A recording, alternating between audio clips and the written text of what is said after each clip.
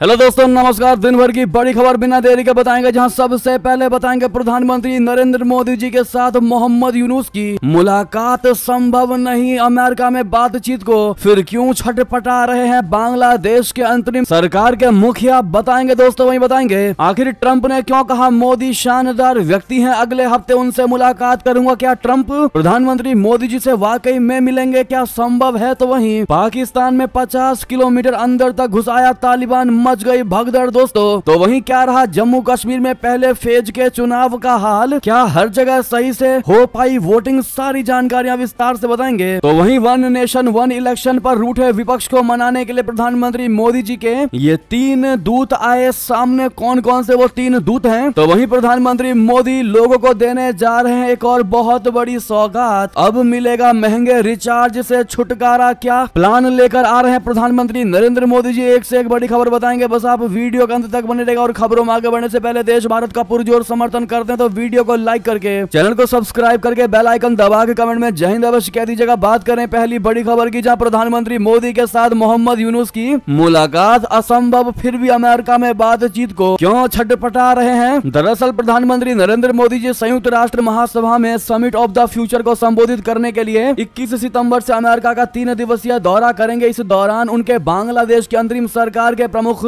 मोहम्मद यूनुस से मुलाकात की संभावना नहीं है। मामले से जुड़े लोगों ने बुधवार को यह जानकारी दी। इससे पहले बांग्लादेश की ओर से महासभा के दौरान दोनों नेताओं के बीच एक बैठक के लिए औपचारिक अनुरोध किया गया था। बांग्लादेश को उम्मीद थी कि इस बैठक से शेख हसीना सरकार के पतन के बाद से उभरे कुछ मुद्दों को संबोधित किया जा सकता है। हालांकि सूत्रों का कहना है कि यह बैठक भारत की ओर से तय कार्यक्रम में शामिल नहीं है। इसके अलावा प्रधानमंत्री मोदी का अमेरिका यात्रा के दौरान पहले से ही काफी बिजी शेड्यूल है। प्रधानमंत्री मोदी के कार्यक्रम में 21 सितंबर को डेलावेयर के विलमिंगटन में क्वाड नेताओं का शिखर सम्मेलन और 23 सितंबर को संयुक्त राष्ट्र महासभा में समिट ऑफ द फ्यूचर को संबोधित करना शामिल है। ऐसे में इस मामले से जुड़े एक व्यक्ति ने बताया कि प्रधानमंत्री संयुक्त राष्ट्र महासभा के दौरान कुछ द्विपक्षीय मुलाकातें करेंगे, लेकिन बांग्लादेश की अंतरिम सरकार के प्रमुख मोहम्मद यूनुस के साथ बैठक का कोई भी कार्यक्रम नहीं है। ऐसे में दोस्तों, जब मोहम्मद यूनुस को पता है कि प्रधानमंत्री मोदी जी का बिजी स्केड्यूल है, उसके बावजूद भी प्रधानमंत्री मोदी से मिलने को बेचैन छटपटा रहे हैं यूनुस। आखिर वो कौन सी बात है जो बांग्लादेश की यूनुस सरकार करना चाहती है पीएम मोदी से, वो तो आने वाला वक्त ही बताएगा दोस्तों। बहरहाल आपको ऐसी एक खबर बताते हैं जहां पर पूर्व राष्ट्रपति डोनाल्ड ट्रंप ने प्रधानमंत्री मोदी को बता दिया है शानदार, और कहा कि अमेरिकी दौरे के दौरान उनसे जरूर करूंगा मुलाकात। दोस्तों, पूर्व राष्ट्रपति डोनाल्ड ट्रंप ने कहा कि प्रधानमंत्री नरेंद्र मोदी अपने अगले 3 दिवसीय अमेरिकी दौरे के दौरान उनसे मुलाकात करेंगे। रिपब्लिकन पार्टी के राष्ट्रपति पद के उम्मीदवार ट्रंप ने आयात शुल्क के मुद्दे पर भारत की आलोचना की। वहीं प्रधानमंत्री मोदी को उन्होंने शानदार व्यक्ति बताया। ट्रंप ने कहा कि प्रधानमंत्री मोदी अगले हफ्ते अमेरिका में उनसे मुलाकात करेंगे। उन्होंने यहां तक कह दिया कि भारत इंपोर्ट पर ज्यादा टैक्स लगाता है, व्यापार संबंधों का गलत इस्तेमाल कर रहा है। उन्होंने कहा भारत आयात पर बहुत ज्यादा ही टैक्स लगाता है। राष्ट्रपति बनने पर मैं अमेरिका में रेसिप्रोकल ट्रेड पॉलिसी लागू करूंगा, यानी जो देश हम पर इंपोर्ट के लिए जितना टैक्स लगाएगा हम भी उतना ही टैरिफ लगाएंगे, यानी उतना ही टैरिफ लेंगे। जी हाँ दोस्तों, ऐसे में ये रही ट्रंप की बोली। तो वही आपको बड़ी खबर बता दें, पाकिस्तान में 50 किलोमीटर अंदर तक घुस आया तालिबान, मच गई पाकिस्तान में भगदड़। दुनिया के किसी भी मुल्क में चले जाइए, सबसे सस्ती और सबसे उपलब्ध चीजों में से एक है चाय। वैसे तो पाकिस्तान में एक चाय की कीमत 40 से 50 पाकिस्तानी रुपए है, लेकिन पाकिस्तान के पूर्व ISI चीफ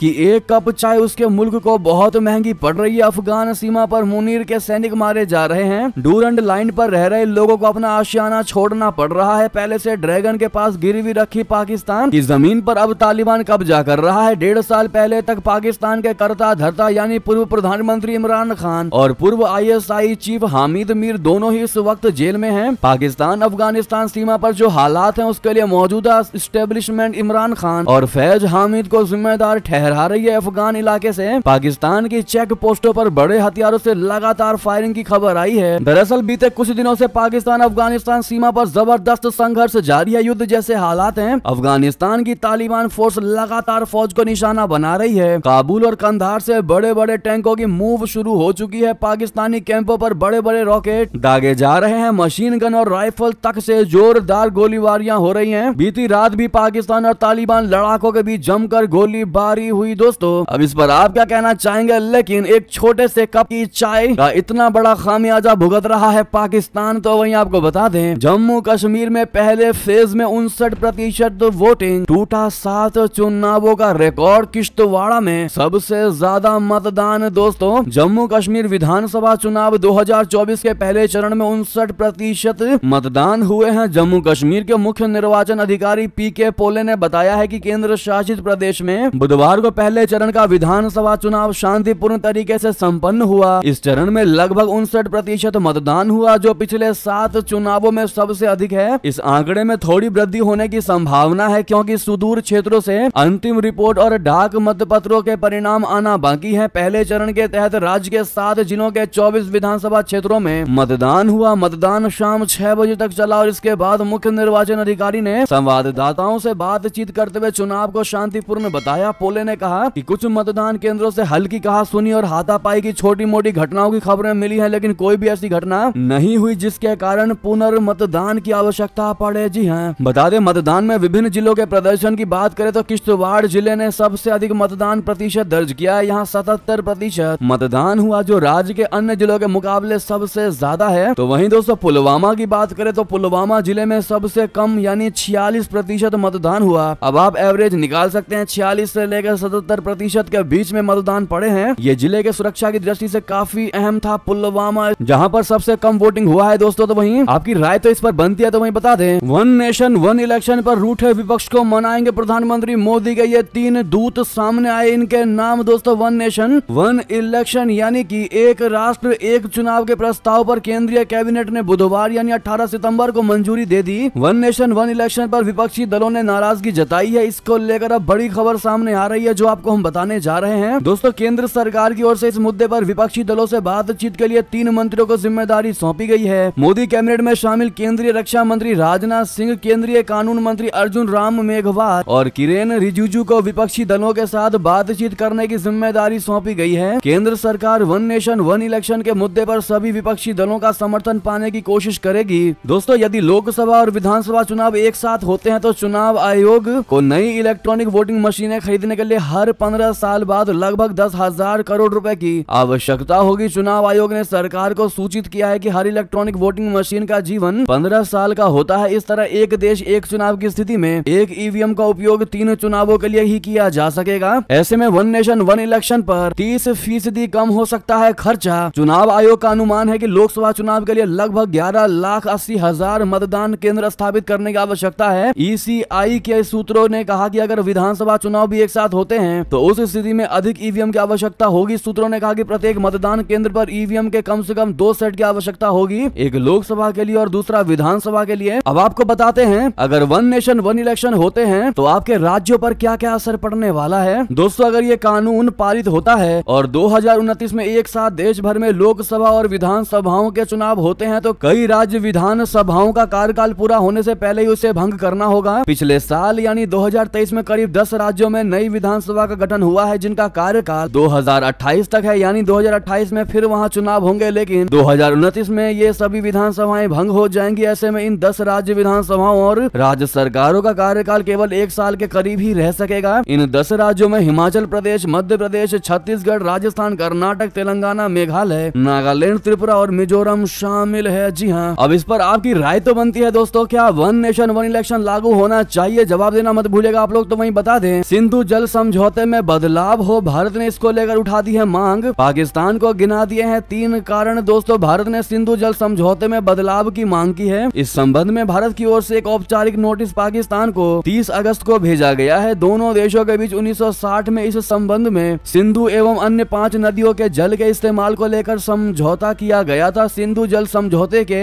आर्टिकल 12 के 3 के अनुसार इसके प्रावधान में समय समय पर बदलाव किए जा सकते हैं ताकि दोनों देशों के हितों की पूर्ति की जा सके। भारत ने 1960 के समझौते में बदलावों की मांग को लेकर कुछ तर्क भी दिए हैं कि आखिर क्यों इसकी आवश्यकता है। विश्वसनीय सूत्रों के अनुसार भारत सरकार की ओर से कहा गया है कि 1960 से अब तक परिस्थितियां काफी बदल गई हैं। ऐसी स्थिति में सिंधु जल समझौते की शर्तों में कुछ बदलाव करने की जरूरत है। इसके लिए खास तौर पर 3 कारण गिनाते हुए भारत सरकार ने कहा कि 1960 में तय की गई शर्तों का अब कोई आधार नहीं बचता है। तब से अब तक चीजों में काफी परिवर्तन आ गया है। पहला कारण ये बताया गया है कि जनसांख्यिकी में परिवर्तन हुआ है। इसके चलते पानी के कृषि एवं अन्य चीजों में इस्तेमाल में भी परिवर्तन आया है। दोस्तों वहीं आपको बता दें जापानी जल क्षेत्र में पहली बार चीनी एयरक्राफ्ट कैरियर की घुसपैठ घुसपैठ दक्षिण चीन सागर में चरम पर तनाव। दोस्तों चीन और जापान के बीच मौजूद दक्षिण चीन सागर एक बार फिर विवादों में है। दरअसल बुधवार को चीनी एयरक्राफ्ट कैरियर ने पहली बार जापानी जल क्षेत्र में घुसपैठ की है। यह घुसपैठ तब हुआ है जब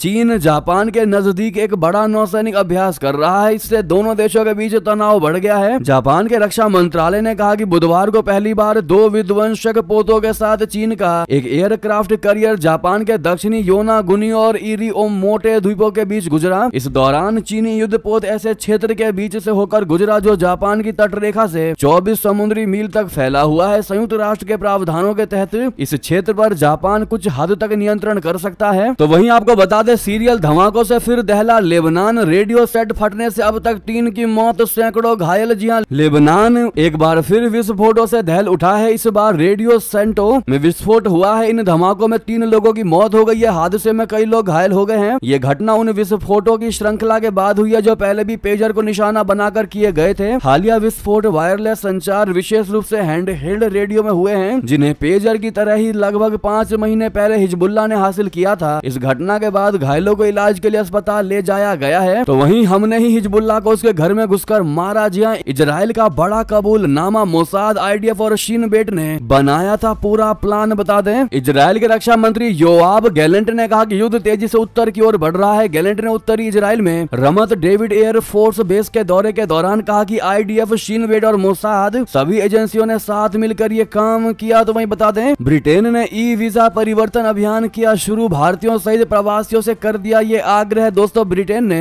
बुधवार को एक बड़ा अभियान शुरू किया और भारतीयों सहित देश भर में रह रहे सभी प्रवासियों से आग्रह किया गया है कि वे आव्रजन दस्तावेज का उपयोग करने के बजाय ई वीजा को अपनाए। ब्रिटेन की सीमा एवं आव्रजन प्रणाली को पूरी तरह से डिजिटल बनाने की योजना के तहत भौतिक बायोमेट्रिक निवास परमिट, बोले तो बीआरपी या बायोमेट्रिक निवास कार्ड यानी बीआरसी का इस्तेमाल करने वालों को अगले वर्ष तक पूरी तरह से ऑनलाइन प्रणाली के अंतर्गत लाया जाएगा। अधिकतर बीआरपी इस वर्ष के अंत तक समाप्त हो जाएंगे। उन्हें कई चरण में ऑनलाइन प्रणाली में लाया जा रहा है। ब्रिटेन के गृह मंत्रालय में प्रवासन एवं नागरिकता मंत्री सीमा मल्होत्रा ने कहा कि जिन लोगों के पास आव्रजन दस्तावेज है उनसे आग्रह की ई वीजा अपनाने के लिए तत्काल कदम उठाए और जिन लोगों को सलाह और सहायता की आवश्यकता है मैं उन्हें आश्वस्त करना चाहती हूं कि उन्हें सारी सुविधाएं मुहैया कराई जाएंगी। तो वही बता दें बांग्लादेश में सेना को मिली न्यायिक शक्तियां, कानून व्यवस्था सुधारने के लिए अंतरिम सरकार का सबसे बड़ा फैसला। दोस्तों बांग्लादेश की अंतरिम सरकार ने देश में कानून व्यवस्था में सुधार लाने के लिए सेना को 2 महीनों के लिए न्यायिक शक्तियां दी हैं। लोक प्रशासन मंत्रालय ने सरकार के फैसले पर एक अधिसूचना जारी की। इसमें कहा गया है कि यह तत्काल प्रभाव से लागू होगा।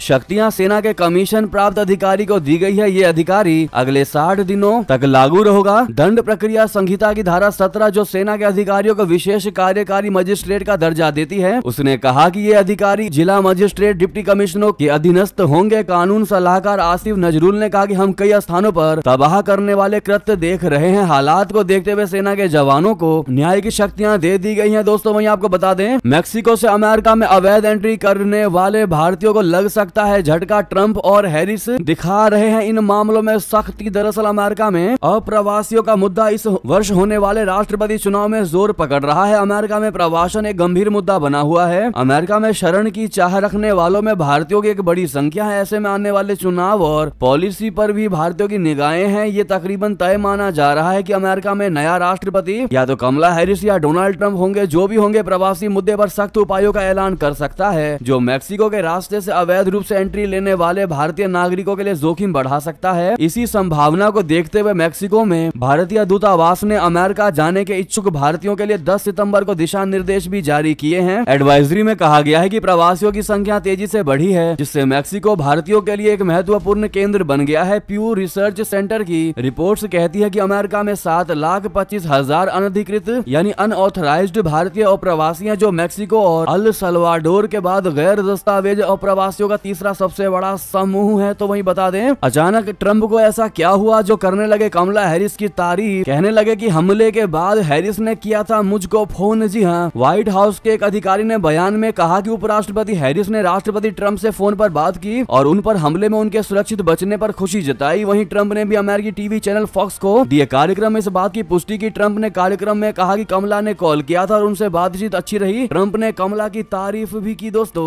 तो वहीं आपको बता दें बांग्लादेश क्रिकेट टीम को भारत दौरे की इजाजत देने पर ठाकरे का बयान। दौरान महाराष्ट्र के पूर्व मंत्री आदित्य ठाकरे ने बांग्लादेश क्रिकेट टीम के भारत दौरे को लेकर केंद्र सरकार और बीसीसीआई की आलोचना की है। आदित्य ठाकरे ने बांग्लादेश में हिंदुओं के खिलाफ हिंसा की खबरों के बीच बांग्लादेश के प्रति केंद्र सरकार की ऐसी नरमी पर चिंता व्यक्त की और क्रिकेट टीम की मेजबानी करने के फैसले पर सवाल उठाए हैं। आदित्य ठाकरे ने अपने एक्स अकाउंट पर बांग्लादेश में हुई हिंसा की खबरों के बीच बीसीसीआई द्वारा बांग्लादेश क्रिकेट टीम की मेजबानी करने के फैसले पर नाराजगी जाहिर करते हुए सवाल उठाया। आदित्य ठाकरे के इस बयान के बाद राजनीतिक बहस छिड़ गई है। आदित्य ठाकरे ने पूछा कि क्या उनकी सक्रियता वास्तविक है या फिर ये भारत में नफरत को बढ़ावा देने और राजनीतिक एजेंडे को आगे बढ़ाने की एक रणनीति मात्र है। तो वहीं दोस्तों आपको बता दें, सोनम वांगचुक की पदयात्रा का कुल्लू में भव्य स्वागत, केंद्र से वायदे पूरे करने की अपील। दोस्तों लद्दाख से दिल्ली की पदयात्रा को लेकर पर्यावरणविद सोनम वांगचुक कुल्लू पहुंचे। यहां पहुंचने पर उनका और साथ आए लोगों का स्थानीय लोगों ने भव्य स्वागत किया। इस दौरान कुछ देर के लिए सोनम वांगचुक और लद्दाख के लोग कुल्लू में रुके। उसके बाद कुल्लू से पदयात्रा भुंतर की तरफ रवाना हुई। सोनम वांगचुक ने कहा कि केंद्र सरकार ने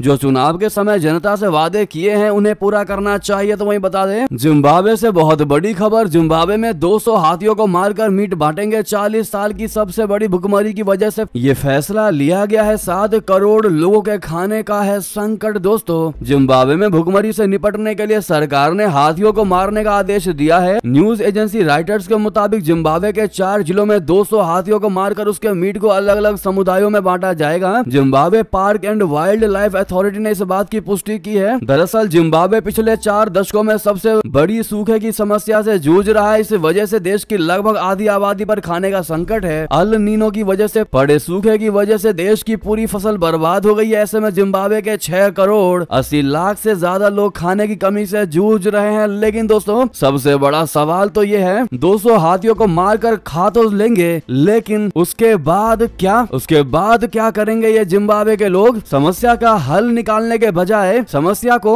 लंबे समय के लिए दूर करने के बजाय और समस्या खड़ी करते दिखाई दे रहे हैं। हमारे ओपिनियन से तो हम यही कहेंगे। बाकी दोस्तों क्या 200 हाथियों को मारकर खाने वाला ये फैसला किसी भी हद से, किसी भी एंगल से आपको सही लग रहा है या बिल्कुल भी नहीं, बताना मत भूलिएगा। तो वहीं आपको बता दें, केरल से बड़ी खबर। स्वास्थ्य मंत्री ने कहा एमपॉक्स के पहले मामले की पुष्टि हुई है। निपाह जांच में 10 लोगों की रिपोर्ट नेगेटिव आई है। दोस्तों केरल की स्वास्थ्य मंत्री वीना जॉर्ज ने बुधवार को बताया कि राज्य के मल्लपुरम जिले में मंकी पॉक्स यानी एमपॉक्स के एक मामले की पुष्टि हुई है। जॉर्ज ने यह भी बताया कि जिले में पिछले हफ्ते निपाह वायरस से मरने वाले युवक के संपर्क में आए 10 अन्य लोगों के नमूने नेगेटिव निकले हैं। तो वहीं बता दें, पाकिस्तान को बैलिस्टिक मिसाइल प्रोग्राम पर अमेरिका ने फिर दे दिया तगड़ा झटका, कड़े प्रतिबंधों की दी चेतावनी। अमेरिका ने बैलिस्टिक मिसाइल प्रोग्राम पर पाकिस्तान को झटका दिया है। अमेरिका ने साफ किया है कि वो घातक हथियारों के विकास और प्रसार के खिलाफ अपना कड़ा रुख बरकरार रखते हुए पाकिस्तान के बैलिस्टिक मिसाइल कार्यक्रम का समर्थन नहीं करेगा। अमेरिकी विदेश विभाग के प्रवक्ता मैथ्यू मिलर ने अपने बयान में कहा कि हम बीते कई वर्षों से पाकिस्तान के बैलिस्टिक मिसाइल कार्यक्रम के बारे में अपनी चिंता जाहिर कर रहे हैं। पाकिस्तान की लंबी दूरी की बैलिस्टिक मिसाइल कार्यक्रम को समर्थन देने से इनकार करना हमारा दीर्घकालिक नीति रहा है। तो वहीं बता दें, LCH प्रचंड ने तुर्की के T-129 हेलोस को चटाई धूल। होने वाली है ऐतिहासिक डील। डिफेंस सेक्टर में भारत की लंबी छलांग। दोस्तों भारत का स्वदेशी हल्का लड़ाकू हेलीकॉप्टर यानी LCH प्रचंड नाइजीरियाई सेना के साथ सौदे को फाइनल करने के लिए अंतिम चरण में पहुंच रहा है और इस डील के साथ ही डिफेंस सेक्टर में भारत की ये बहुत बड़ी छलांग होगी। तो वहीं बता दें, चंद्रयान 4 मिशन को भी केंद्रीय कैबिनेट ने दे दी मंजूरी। मोदी सरकार ने लिया बड़ा फैसला। दोस्तों प्रधानमंत्री नरेंद्र मोदी की अगुवाई में बुधवार को हुई केंद्रीय मंत्रिमंडल की बैठक में चंद्रयान 4 मिशन को भी मंजूरी दी गई है। इस मिशन के तहत भारतीय अंतरिक्ष यात्रियों को चंद्रमा पर उतारने और उन्हें सुरक्षित रूप से पृथ्वी पर वापस लाने के लिए आवश्यक प्रौद्योगिकियों को विकसित करने की योजना है। चंद्रयान 4 अभियान के तहत चंद्रमा की चट्टानों और मिट्टी को भी पृथ्वी पर लाया जाएगा ताकि उसका अध्ययन किया जा सके। ऐसे में इसरो को आप लोग ऑल द बेस्ट कहना मत भूलिएगा। तो वहीं बता दें, अरविंद केजरीवाल के साथ नीतीश कुमार की वो मुलाकात जिसके बाद से चर्चा में है सीएम आवास। आम आदमी पार्टी के प्रमुख अरविंद केजरीवाल और बिहार के प्रधानमंत्री नीतीश कुमार के बीच मुलाकात की एक तस्वीर सोशल मीडिया पर अचानक वायरल होने लगी। ये तस्वीर पिछले साल मई महीने की है जब दिल्ली में सीएम आवास पर दोनों नेताओं की मुलाकात हुई थी। हालांकि अरविंद केजरीवाल के सीएम पद से इस्तीफे के बाद एक बार फिर ये फोटो चर्चा में आ गई है और इसी के साथ लोग सीएम आवास को लेकर भी सवाल करने लगे हैं। सवाल यह है कि दिल्ली के सिविल लाइंस में 6 फ्लैट रोड के इस आलीशान बंगले में आखिर आप सुप्रीमो कब तक रहेंगे, जिसकी साज सज्जा में करोड़ों रुपए खर्च किए गए थे। जैसा कि आपको मालूम है दोस्तों, अरविंद केजरीवाल ने इस्तीफा दे दिया है और आतिशी मार्लेना नई मुख्यमंत्री बन गई है दिल्ली की। ऐसे में लोग सवाल कर रहे हैं कि क्या अब केजरीवाल की जगह आतिशी सीएम हाउस में शिफ्ट होंगी या फिर नहीं, और होंगी तो कब तक होंगी। इस पर आपकी क्या राय है दोस्तों, क्या लगता है आपको, क्या केजरीवाल वाले बंगले में ही शिफ्ट होंगी या नहीं। लेकिन आपकी जानकारी के लिए आपको बता दें, एलजी ने केजरीवाल का इस्तीफा राष्ट्रपति को भेज दिया है। एक हफ्ते में सरकारी मकान छोड़ेंगे अरविंद केजरीवाल। तो वहीं आपको बता दें, प्रधानमंत्री मोदी लोगों को देने जा रहे एक और बड़ी सौगात, अब मिलेगा महंगे रिचार्ज से छुटकारा। सरकार लगाएगी 5 करोड़ वाईफाई हॉटस्पॉट। जी हां, भारत में डिजिटल कनेक्टिविटी को बढ़ावा देने के लिए प्रधानमंत्री नरेंद्र मोदी जी ने पीएम वाणी योजना की शुरुआत की है। इसका मुख्य उद्देश्य देश के हर नागरिक को सस्ती और आसानी से उपलब्ध इंटरनेट सेवा प्रदान करना है। इस योजना के तहत सरकार ने 5 करोड़ पीएम वाईफाई हॉटस्पॉट स्थापित करने का लक्ष्य रखा है, जिससे गांवों और दूर दराज के इलाकों में भी इंटरनेट की पहुंच सुनिश्चित की जाएगी। वर्तमान में इंटरनेट सेवा मोबाइल टावर्स के माध्यम से दी जाती है, लेकिन कई क्षेत्रों में मोबाइल टावर्स की कमी है। इसका परिणाम यह है कि लोग इंटरनेट और मोबाइल कॉल की सुविधाओं से वंचित रह जाते हैं। पीएम वाणी योजना के तहत सरकार छोटे छोटे वाईफाई हॉटस्पॉट स्थापित कर रही है, जिससे सस्ती ब्रॉडबैंड इंटरनेट सेवाएं उपलब्ध हो पाएंगी। जी हाँ दोस्तों, अगर आप भी पीएम नरेंद्र मोदी जी के इस वाईफाई हॉटस्पॉट वाले फैसले का समर्थन करते हैं तो हमारा समर्थन जरूर लिखेगा। तो वहीं बता दें, नाबालिग बच्चों का पेंशन अकाउंट सिर्फ 10,000 जमा करने पर मिलेंगे 63 लाख। आखिर क्या है एनपीएस वात्सल्य योजना, कैसे ले सकते हैं इसका लाभ, बता दें। माँ बाप अपने बच्चे का भविष्य की चिंता करते हैं, इसके लिए माता पिता कई योजनाओं और एश्योरेंस कंपनियों में निवेश करते हैं। अब बच्चों के भविष्य को सुरक्षित करने के लिए भारत सरकार एनपीएस वात्सल्य योजना लेकर आई है। एनपीएस वात्सल्य योजना के तहत नाबालिग बच्चों का पेंशन अकाउंट खोला जाएगा। इस स्कीम में माता पिता बच्चों के लिए निवेश कर सकते हैं। बड़े होने पर ये एनपीएस अकाउंट रेगुलर एनपीएस में बदल जाएगा। वित्त मंत्री निर्मला सीतारमण ने 18 सितंबर को एनपीएस वात्सल्य योजना को लॉन्च किया है। वित्त मंत्री ने एनपीएस स्कीम लॉन्च करते समय 9 बच्चों को permanent account, retirement account number यानी प्राण वितरित किए हैं। एनपीएस वात्सल्य योजना के तहत अकाउंट बच्चे के माता पिता द्वारा खोले जाएंगे। इसमें सभी माता पिता अभिभावक, चाहे वो इंडियन हो या एनआरआई, 18 साल से कम उम्र के सभी बच्चे इस योजना के पात्र होंगे। ऐसे में दोस्तों आपके मन में अब सवाल ये उठा होगा कि इस अकाउंट को खोले तो कहां खोले। तो एनपीएस वात्सल्य योजना का खाता खोलने के लिए सरकार ने ईएनपीएस पोर्टल, जिसका लिंक आप देख पा रहे हैं दोस्तों, उसको लॉन्च किया। इस पोर्टल पर कई बड़े बैंक और डाकघर के जरिए अकाउंट खोला जा सकता है। जी हाँ, एनपीएस वात्सल्य योजना में माता पिता को सालाना कम से कम 1,000 रुपए निवेश करना होगा। पैसे निवेश करने की कोई लिमिट नहीं है। इस योजना में अगर 10,000 रुपए की एसआईपी करते हैं तो आपको बड़ा रिटर्न भी मिलेगा। बच्चा 3 साल का हो और माता पिता 10,000 की एसआईपी करते हैं तो बच्चे के 18 साल होने पर उसके नाम 18 लाख रुपए का फंड जमा हो जाएगा। इसके बाद एनपीएस वात्सल्य अकाउंट रेगुलर हो जाएगा। उसके बाद खाता धारक उस फंड को ट्रांसफर कर सकता है या फिर उसमें आगे भी निवेश करना जारी रख सकता है। जी हाँ दोस्तों, आशा करता हूँ हमने ये खबर आपको विस्तार से बताया है। दोस्तों ये थी की सारी बड़ी खबरें। आपको हमारी खबर कैसी लगी, आशा करता हूँ बहुत अच्छी लगी होगी। थोड़ी भी अच्छी लगी तो वीडियो को लाइक करके, चैनल को सब्सक्राइब करके, बेल आइकन दबा के कमेंट में जय हिंद अवश्य कह दीजिएगा। मिलते हैं अगली बड़ी खबर में। यहाँ तक बने रहने के लिए आप सभी का बहुत बहुत धन्यवाद और वीडियो को शेयर करना मत भूलिएगा दोस्तों में, भाइयों में, रिश्तेदारों में, व्हाट्सएप, फेसबुक, ट्विटर के माध्यम से। जय हिंद, जय भारत।